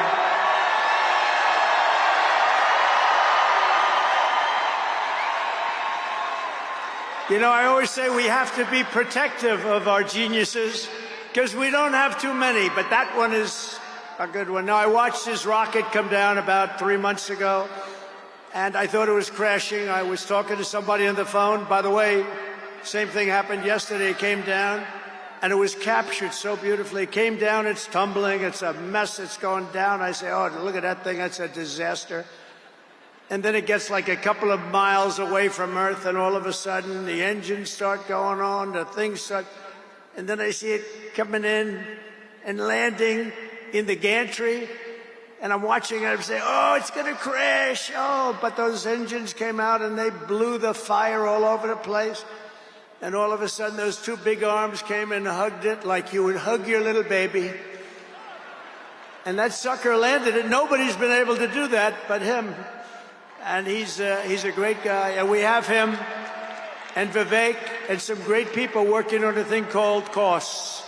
And he's got the credibility to do it, too. And we're going to do things that are really amazing. But he went out to Pennsylvania after that. He landed that rocket nobody had ever seen. By the way, China can't do it. Russia can't do it or come close. It'll be 10 years before they can do it. And the U.S. can't do it except for him. And it's pretty amazing. But he did that. And then he journeyed to Pennsylvania, where he spent like a month and a half campaigning for me in Pennsylvania. And he's a popular guy, and he was very effective. And he knows those computers better than anybody, all those computers, those vote-counting computers. And we ended up winning Pennsylvania like in a landslide, so it was pretty good. It was pretty good. So thank you to Elon. And his son's name, who's cute as a button, his son's name is X. He's the only guy who could get away with the name X. But his son is a great guy. One thing we know, his son is smart. If you believe in the racehorse theory, he's got a nice, smart son. But thank you very much to Elon and everybody. We've had so much help. Every radical and foolish executive order of the Biden administration will be repealed within hours of when I take the oath of office.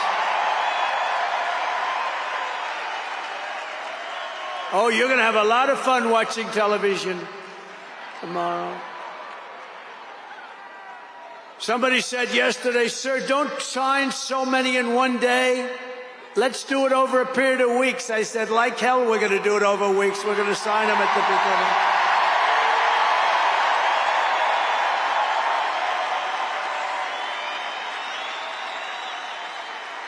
You know that old story. Let's do it later, then it never gets done. No, we're doing them tomorrow. And we'll have plenty to sign in the future. Don't worry about it. It's not going to stop. But we're going to stop the destructive and divisive diversity, equity, and inclusion mandates all across the government and private sector and return our country to the merit system. You know, The Supreme Court ruled that the United States is allowed to go by the merit system, which is what made us great in the first place. That was a big ruling that a lot of people don't even know about, but it was a big, tremendous ruling. And you're focusing on character, competence, and qualifications in all hiring decisions. Now you're allowed to go by competence and ability and genius. You don't have to hire somebody to send up one of his rocket ships that doesn't know anything about what's happening. As a first step toward restoring transparency and accountability to government, we will also reverse the overclassification of government documents, and in the coming days, we are going to make public remaining records relating to the assassinations of President John F. Kennedy, his brother Robert Kennedy, as well as Dr. Martin Luther King Jr., and other topics of great public interest. It's all going to be released, Uncle Sam.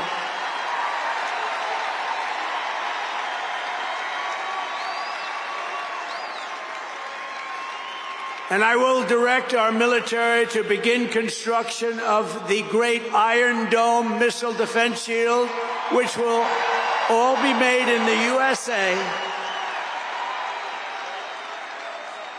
And we will get wokeness the hell out of our military immediately and make it like it used to be. Take a look at this.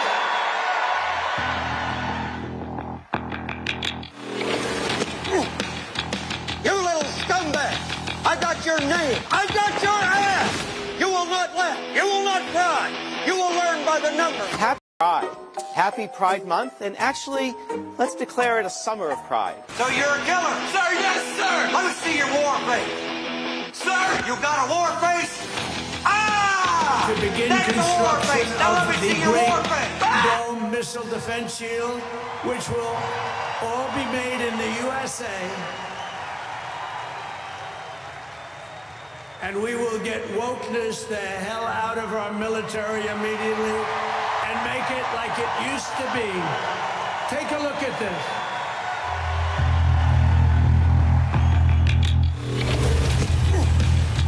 You little scumbag. I got your name. I got your ass. You will not laugh. You will not cry. You will learn by the numbers. Happy Pride. Happy Pride Month. And actually, let's declare it a summer of pride. So you're a killer? Sir, yes, sir. Let me see your war face. Sir, you got a war face? Ah! That's a war face. Now let me see your war face. Ah! Bullshit. You didn't convince me. Let me see your real war face. Ah! I hear it and I know I know you want to take. You will be a weapon. You will be a minister of death, praying for war. But until that day, you are huge.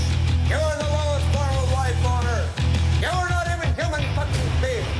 You are nothing but unorganized, grabastic pieces of amphibian shit. How to abracadabra these bitches know I got answers the way I look at me like the best part of you. The best first day, the biggest first week, and the most extraordinary first 100 days of any presidency in American history. To implement this historic agenda, I've assembled an all-star cabinet of patriots and visionaries and reformers who will fight for America, and together we will win, win, win for America. To restore the spirit of American armed forces, I have appointed Pete Hegseth as our next Secretary of Defense. Where's Pete? Where's Pete? Pete's here someplace. Where is he? Good job, Pete. They like you, Pete. Thanks, Pete. They like him. To bring back integrity to our intelligence community, Tulsi Gabbard will be our next Director of National Intelligence.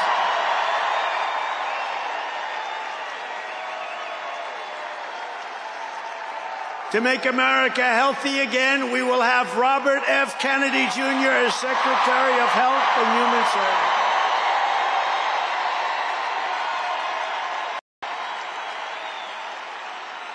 to end the weaponization of our government and restore the impartial rule of law. Oh, this is so important. She's so incredible. Pam Bondi will be an outstanding Attorney General. She's going to do an incredible job. She will do an incredible job, and she's working with another person who's going to be unbelievable at the FBI, Kash Patel.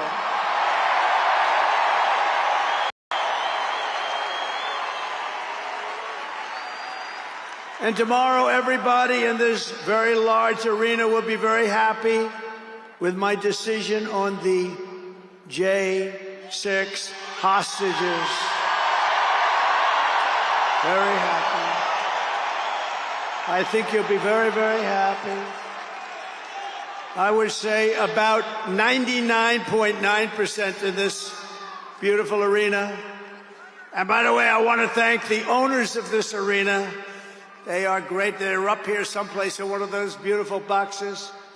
And their team is doing very well, and Ovechkin is a great player, right? But I want to thank Ted and all of the owners for allowing this to take place. It was really great. And thank you. It's a hell of an operation. Great place. Fantastic arena. Thank you, Ted. Thank you, everybody. At Homeland Security, we will have a tough leader in Kristi Noem, and we will have an outstanding Secretary of Transportation in Sean Duffy, Congressman Sean Duffy. Great people. And we're going to win so much that Governor Burgum of the Interior, you know Governor Burgum, one of the best governors in the country, is in charge of Department of the Interior, and the hottest man anywhere in the world for energy. When I announced him, people couldn't believe it. You didn't hear of him, but if you're in the energy business, he's considered the absolute best. Mr. Chris Wright of the Energy Department. He's going to head up the Energy Department. He's the hottest guy, and there is anybody in the energy business. They said, I can't believe you got Chris Wright. And a man named Marco Rubio is going to be our great future Secretary of State.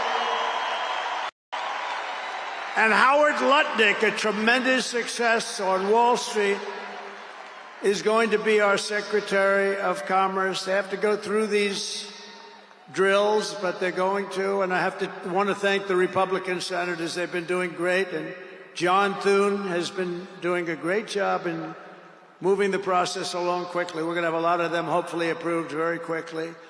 And a very special woman, Linda McMahon, is going to be our future Secretary of Education, which we're going to be giving back to the states. Let the state run education.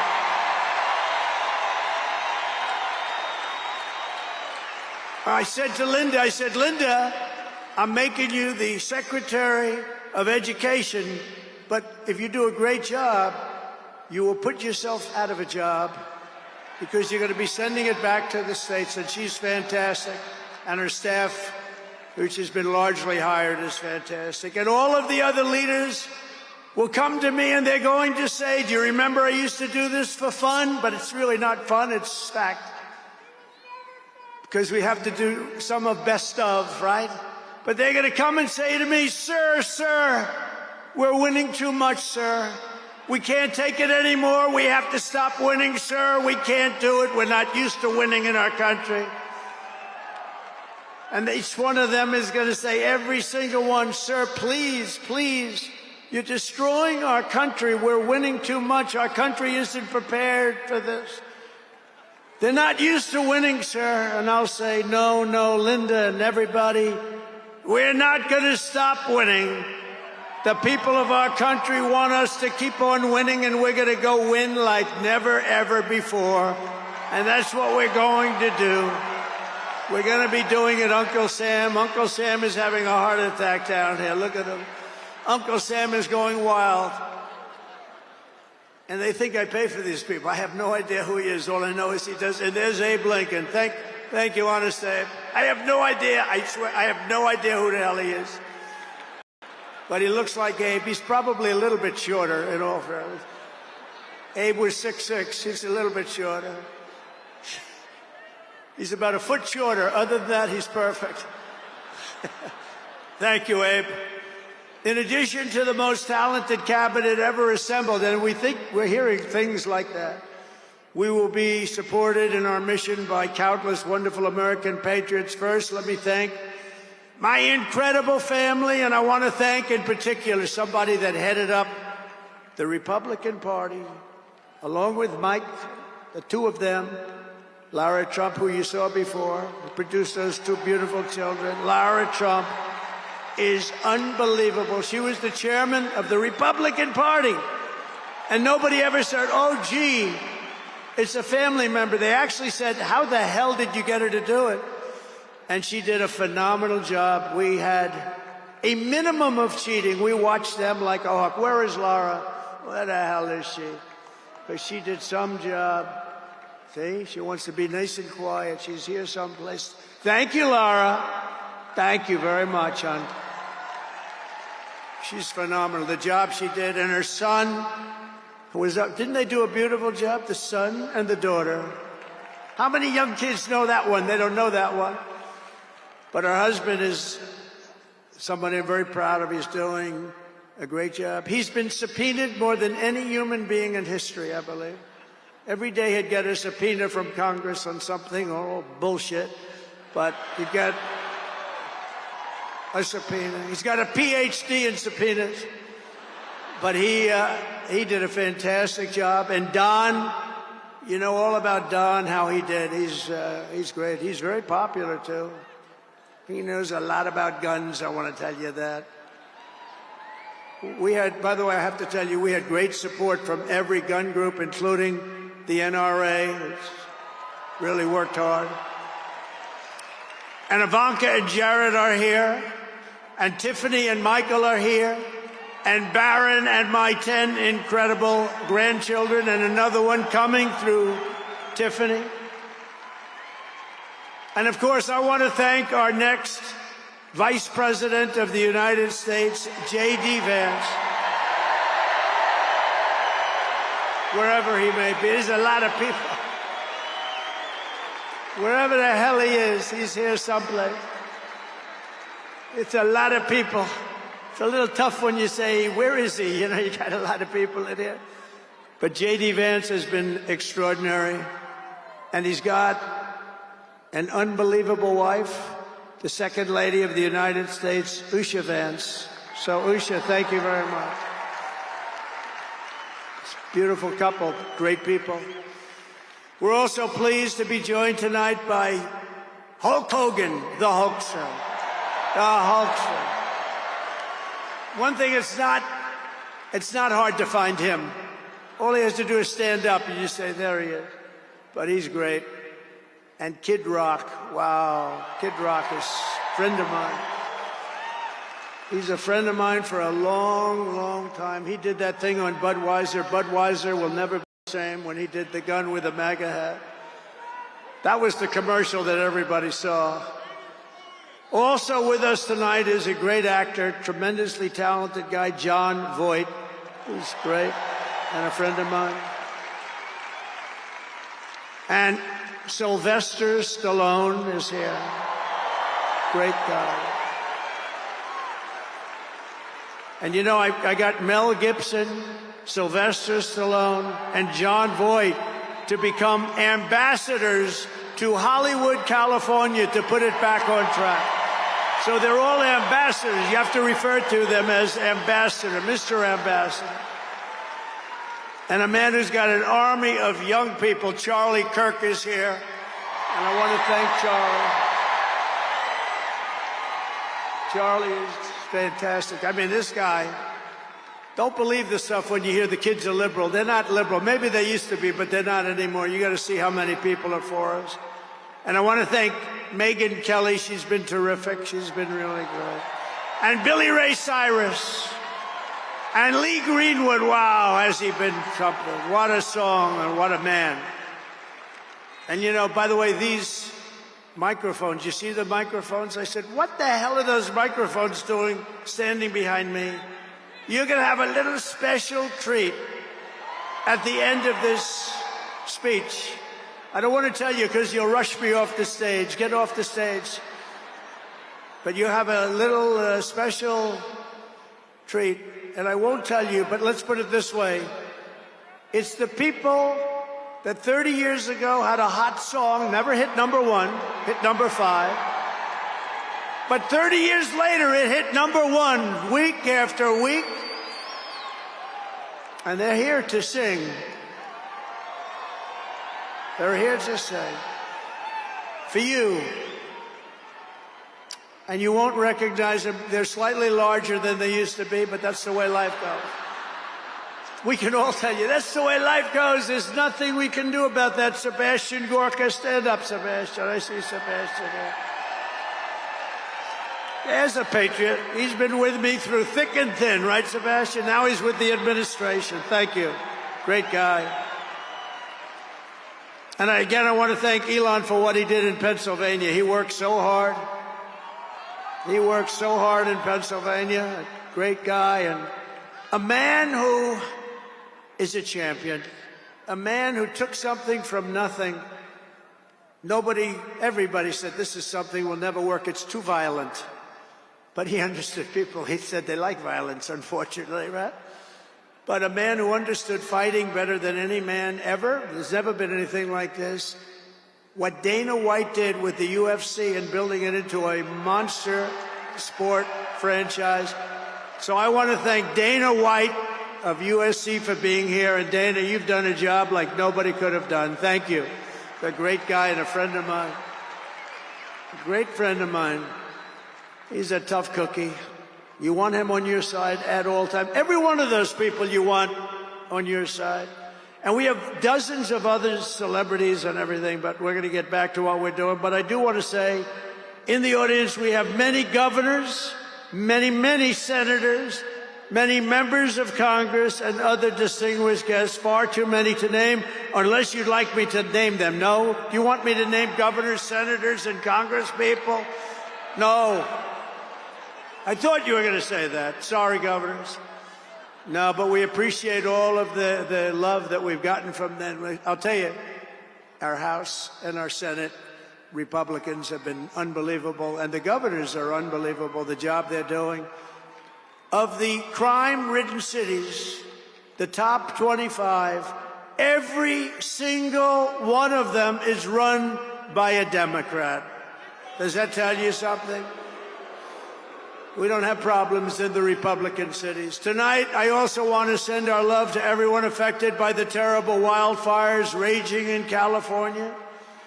We're praying for you all. We love you all. We're going to be there very soon. I'm going to go out there on Friday to see it and to get it moving back. We're going to get some of the best builders in the world, and we'll get it moving back. And I also want to pay my respects to the great people of North Carolina. You know, I won it every single time. And they've been treated very badly. FEMA almost didn't know it existed. And we're going to get North Carolina rocking and rolling, okay? We're going to get them rocking and rolling. They've been treated very badly as a state. Together we will rebuild Los Angeles better, more beautiful than ever before. We're going to get it going. We have the best builders in the world. It's the only people that could do it. Nobody else knows what the hell they're doing. And in 2028, the Los Angeles Olympics will be one of the great sporting events and patriotic celebrations in history. I was with Gianni, the head of the Olympics, and because of the wildfires, they're going to do a special job. They're going to really do something very special on the Olympics. And the opposite. Some people say, oh, maybe the Olympics can't go there. It turned out just the opposite. They came to see me the other day, and the committee, and it's just the opposite. So the Olympics is great. And Johnny, for the others, you know, the World Cup, Johnny is the head of it. We had our top people, Wasserman. They all came in on the Olympics, and then I saw Johnny. And we got the World Cup, too. And, you know, it's only because they rigged the election that I'll be your president representing you there. You know, I got both of them. I got the Olympics and I got the World Cup. And I said, you know, it's too bad. One was in 2026 and the other was in 2028. And I said, I won't be there. I won't be your president. But then they rigged the election, and now we won, so I'm going to be your president for the Olympics and for the World Cup. So, Johnny, thank you for the World Cup. And everybody, thank you for the Olympics. We're going to have a great time. We have another thing happening. 250 years. A celebration like no other. 250 years. And that's going to be taking place next year. So we have a lot of big events coming.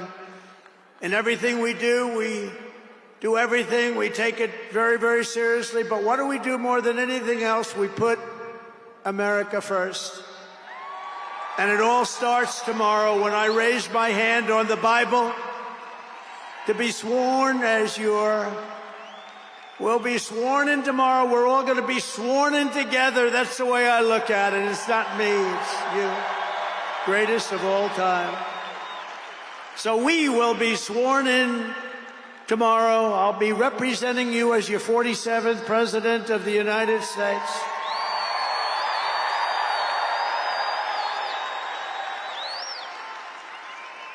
And just in conclusion, together we're going to cut your taxes, end inflation, slash your prices, getting them back down, raise your wages, and bring thousands of factories back to the USA, right where they belong, and that'll be done through tariffs and smart policy.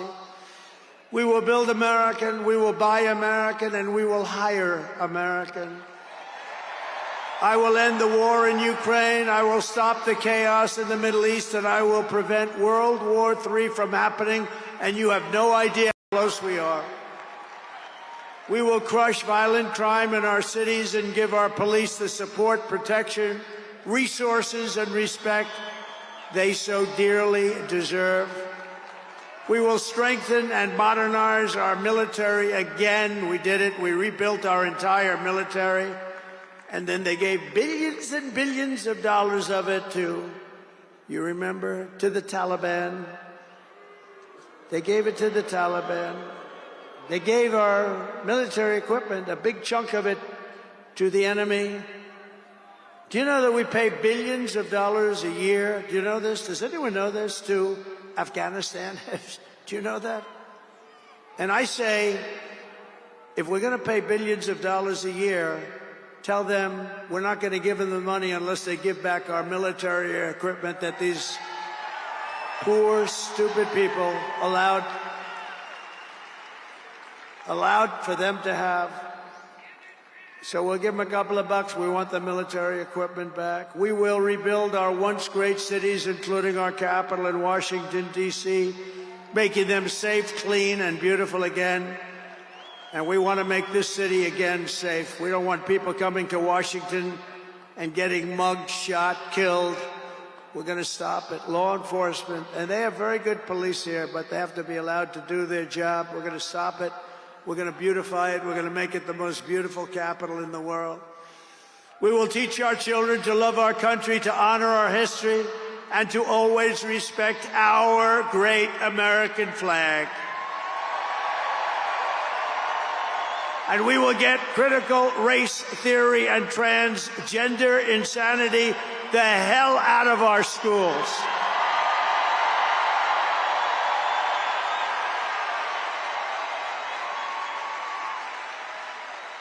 And always remember, this is so easy, this will be done tomorrow. We will keep men out of women's sports. It's over. I will defend religious liberty. I will restore free speech, and I will defend the right to keep and bear arms. We're going to defend that. After years of building up foreign nations, defending foreign borders, and protecting foreign lands, we are finally going to build up our country, defend our borders, and protect our citizens. And we will stop illegal immigration once and for all. We will not be invaded. We will not be occupied. We will not be overrun. We will not be conquered. We will be a free and proud nation once again, and that will take place tomorrow at 12 o'clock.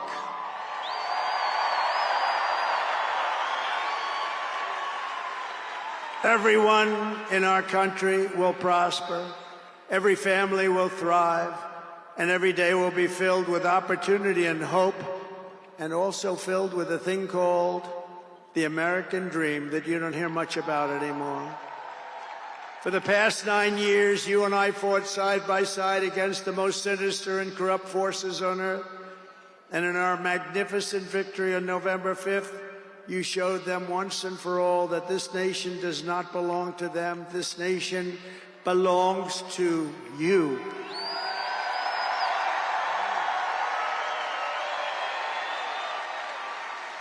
From New York to Los Angeles, from Philadelphia to Phoenix, from Chicago to Miami, and from Houston to right here in Washington, D.C.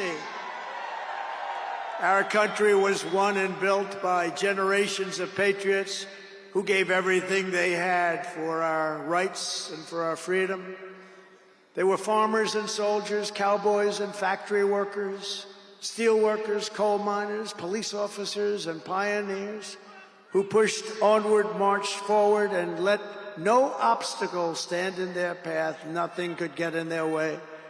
Together they laid down the railroads, raised up the skyscrapers, built the great highways, won 2 world wars, defeated fascism and communism, and launched American astronauts to the moon. It was hardworking patriots like you who built this country. And 75 days ago on November 5th, it was hardworking patriots like you who saved our country. You saved our country.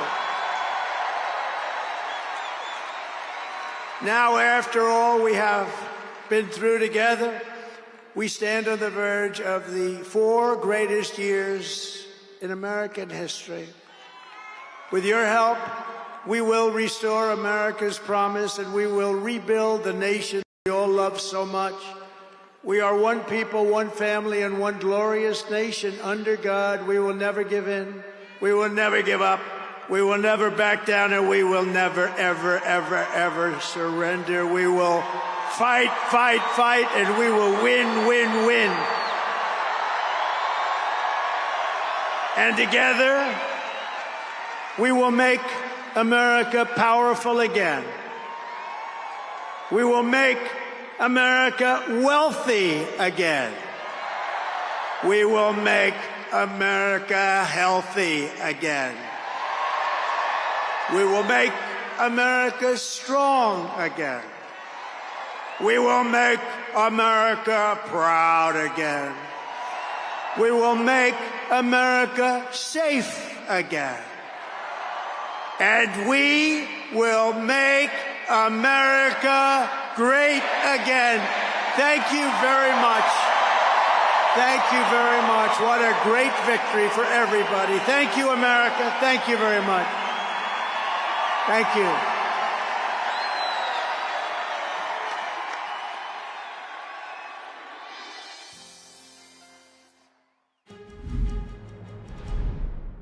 President-elect Donald Trump there with trademark passion outlining what he intends to achieve once he steps into the presidency tomorrow.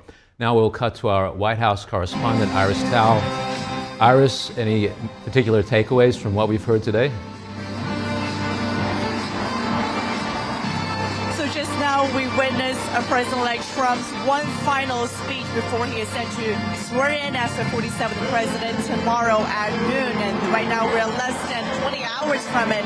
And Trump used this speech to not only lay out what he's going to do on day one as the president, but also repeat some of the major themes that he's been promoting to his supporters and frankly to all Americans throughout his past few years of campaigning.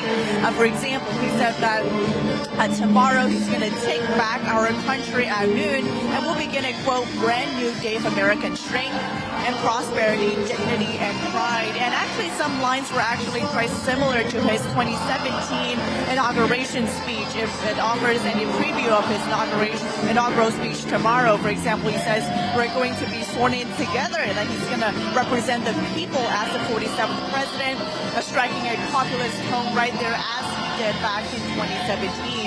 He also said that America belongs to you, emphasizing that he's a president for all Americans and trying to bring that message of unity ahead of his inauguration tomorrow. So we do expect some of the specific themes from his rally speech today to again appear during the inaugural ceremony tomorrow at noontime. But of course, Trump also laid out a few specific things that he will do tomorrow on the big day. For example, he says he's going to roll out a slew of fast and furious executive orders on day one. He's not going to wait for a few weeks or even a few months to lay out his key agenda items. He says he's going to do it all in one day tomorrow when he takes office, potentially just signing the orders at the White House or in Congress during that signing ceremony. And he says the American people will, quote, have a lot of fun watching television tomorrow as he vows to sign those executive orders. Of course, he also vows to repeal President Biden's executive actions, quote, within hours of taking office. We know that Trump has talked about repealing Biden's orders when it comes to the environment as well as the energy sector. So a few big things to watch for tomorrow as we witness the moment he signs those orders during the ceremony. Meanwhile, he also hints that he's going to issue major pardons for January 6 defendants as part of his day one agenda.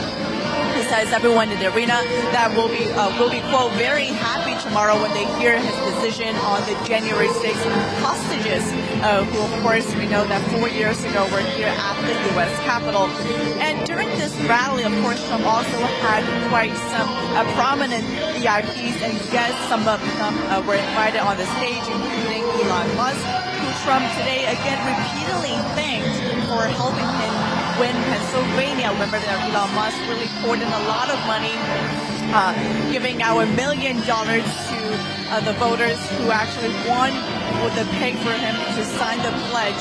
So a lot of input from Elon Musk on Trump's Pennsylvania campaign. And now, as you can see, Trump repeatedly highlighting what Elon Musk did. And we see Elon Musk at all these rallies now. Of course, he's been at Mar-a-Lago all the time, according to what we've seen and heard from people there. And also, Trump talked about the latest news of the day, the hostages from Gaza being released, including a few Americans. Trump says it would, quote, never have happened if the war would never happen if he were the president, and adding that what's happening right now, the hostages being brought back and the deal, ceasefire deal being signed is actually part of his contribution to the situation. So him again taking credit for the Middle East situation. And of course, about the latest news today around TikTok. Trump says TikTok is resuming some of his service, and that's thanks to him. He says he wants the app to stay alive and not go dark. And just this morning, he wrote on Truth Social that he's asking companies to not let TikTok stay dark. But he's also emphasizing that he does want a win-win solution in which we can protect American people's security and national security interests as well as data security, while at the same time allowing American businesses and users to take their opportunities from using the platform. And another thing that he actually made about today that really prompted a very loud and cheerful response from the crowd today was that he vows to make public records relating to the assassinations against President John F. Kennedy, his brother Robert Kennedy, as well as Dr. Martin Luther King Jr. Or Trump says, quote, is all going to be released, unquote, Sam. That prompted one of the loudest applauses from the rally today. And in addition to those specific promises and actions that he's going to put in place very soon when he takes office, he also repeated a lot of his campaign promises that he says he will take action on throughout his next few years. For example, he says he will cut taxes and inflation, lower crime, as well as stop diversity, equity, inclusion efforts all across the government. Also, keep men out of women's sports. So a lot of these common rally and campaign themes that we've been hearing pretty often throughout the past year, going to different cities and states, attending his campaign rallies. Now, of course, all coming together to hear the rally today. So a lot to watch for as we wait for the inauguration tomorrow. Back to you. Iris, thank you for that very thorough roundup.